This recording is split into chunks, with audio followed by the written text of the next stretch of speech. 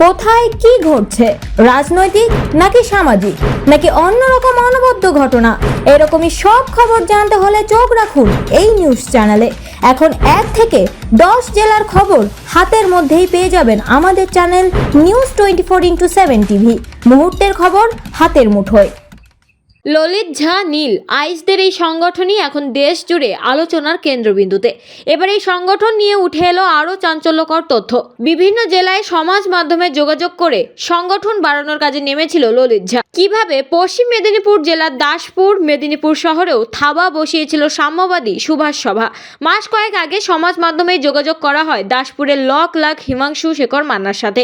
দাসপুর ঘাটাল সহ আশেপাশের এলাকায় দায়িত্ব দেওয়া হয়েছিল হিমাংশুকে। এলাকায় সংগঠন তৈরি করারও দায়িত্ব দেওয়া হয়েছিল তাকে। এক্সক্লুসিভলি হিমাংশু জানায়, এলাকার উন্নয়নমূলক কাজের জন্য ফান্ড জমা করতে বলা হয়েছিল তাকে।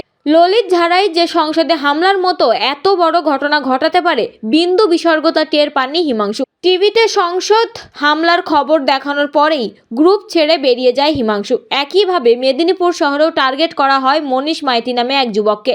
শনিবার রাতে মেদিনীপুর শহরের ডিরোজিও নগরে মনীষের বাড়িতে গেলেও দেখা মেলেনি, বাড়িতে তালা। ঠিক এইভাবেই সাম্যবাদী সুভাষ সভা নিজেদের জাল বিস্তারের চেষ্টা করছিল পশ্চিমবঙ্গের বিভিন্ন জেলায়, যার মধ্যে বাদ যায়নি পশ্চিম মেদিনীপুর জেলাও। এই সংগঠনের আসল উদ্দেশ্য কী বা সমাজ সেবার আড়ালে কোনো বিশেষ উদ্দেশ্য এই সংগঠনের ছিল কিনা তা নিয়ে উঠছে একাধিক প্রশ্ন। সাম্যবাদী সুভাষ সভা কতদিন ধরে? সঠিক টাইমটা বলতে পারছি না, প্রায় তবু 1-1.5 মাস। একমাত্র আমি ফেসবুক মাধ্যমে, সোশ্যাল মিডিয়া মাধ্যমে যে স্বেচ্ছাসেবী একটা দল, এই দল পুরো রাজ্য জুড়ে হচ্ছে। তো পশ্চিম মেদিনীপুর জেলার যারা ইচ্ছুক তারা কমেন্ট করে জানাও, তাহলে এই স্বেচ্ছাসেবী দলে যোগদান করবে। তো স্বেচ্ছাসেবী দল হিসাবে আমি এটাই যোগদান করি, পশ্চিম মেদিনীপুরের ব্যক্তি হিসাবে, দাসপুরের বাসিন্দা হয়ে। তো যোগদান করার পর আমাকে একটা হোয়াটসঅ্যাপ গ্রুপে জয়েন করানো হয়, পশ্চিম মেদিনীপুর এসএস সাম্যবাদী সুভাষ সভা নামে, এবং তাতে কিছুজন অ্যাডমিনও ছিল। পরবর্তী ক্ষেত্রে আমাকে অ্যাডমিন করানো হয়। আমিও আমার কিছু ভাইদেরকে বা কিছু পরিচিতি স্টুডেন্ট ছেলেদেরকে অ্যাড করাই একটা স্বেচ্ছাসেবী দল হিসেবে। অন্য কোনো উদ্দেশ্য বা অন্য কোনো আমার কোনো অন্য উদ্দেশ্য থাকেনি। তো তারপরে যখন এইসব ঘটনা জানতে পারি, আমি ওই হোয়াটসঅ্যাপ গ্রুপ থেকে নামও চেঞ্জ করে দিই, এবং ওইখান থেকে আমি নিজেও লেফট হয়ে যাই, এবং আমার সাথে যারা যুক্ত ছিল আমি তাদেরকেও লেফট। এই গ্রুপে কি মূলত কি কাজ ছিল? মূলত কাজ ছিল স্বেচ্ছাসেবীমূলক কিছু নেতাজি নিয়ে কিছু ইভেন্ট। তো 23শে জানুয়ারি আমি বলছিলাম ইভেন্ট করব, ওরা বললো না নভেম্বরে একটা করো। তো 20 টাকা করে ব্যক্তিদের কাছ থেকে তুলে 350-400 টাকা করে হিসাব করে একটা বাচ্চাদেরকে বই, খাতা, পেন, লেট এইসব দিয়ে আমরা আমাদের ফান্ড তুলে আমরা নিজেদের ফান্ডের মধ্যেই কাজ করেছিলাম। কতজন? প্রায় 490, 501 এরকম জন। রাজ্য জুড়ে না, এই গ্রুপটাই, পশ্চিম মেদিনীপুর গ্রুপটাই শুধুমাত্র আমাদের মেদিনীপুরেরই কয়েকজন ছিলেন। হ্যাঁ, মেদিনীপুরেরই কয়েকজন ছিলেন, কিন্তু মেন গ্রুপটাই গোটা রাজ্য জুড়ে ছিল। ওই গ্রুপটায় আমি সেরকম কোনো যোগাযোগ করতাম না, জাস্ট গ্রুপ হিসাবে ছিলাম। বিষয়টা হচ্ছে ললিত ঝা এবং নীল আইচের সাথে আপনার কতদিনের সম্পর্ক, মানে কিভাবে তাই? আমার ললিত ঝায়ের সম্পর্কে কোনো পরিচিতি নাই, আর ও যে এই গ্রুপে আছে বা এই ইউনিয়নে বা এই সংস্থায় আছে এটাও জানতাম না।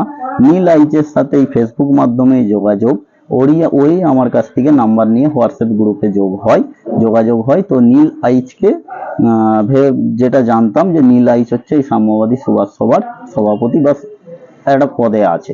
তো সেই হিসাবেই তার সূত্রেই কাজ করা।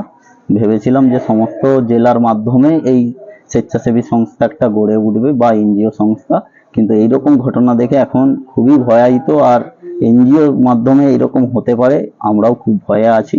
এই মুহূর্তে এরকম এনজিও বা এরকম বিশ্বাস করা খুব দুষ্কর হয়ে উঠছে। আর এনজিওর নামে এটা খুবই বাজে কাজ।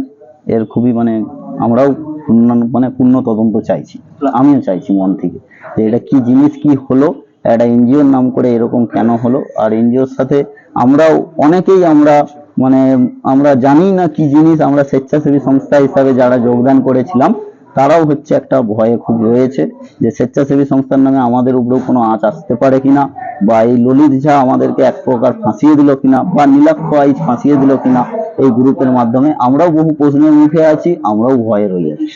সংসদ হামলার আগে কোনো রকম কাজ পেয়েছিলেন আপনারা? না, আমরা কোনো রকম আজ পাই না। আমরা তো জেনেছিলাম একটা স্বেচ্ছাসেবী সংস্থা, আস্তে আস্তে হচ্ছে এই 20 টাকার ইভেন্ট, এই 40 টাকার ইভেন্ট আস্তে আস্তে হচ্ছে। একটা সামান্যটুকু টাকা দিয়ে মানুষের পাশে থাকতে আপত্তিও নেই, এই ভেবেই আমরা হচ্ছে একটা স্বেচ্ছাসেবী সংস্থায় ছিলাম। কিন্তু এইরকম দেখার পর আর ভরসা উঠে যাচ্ছে। আপনারা কি আতঙ্কে রয়েছেন?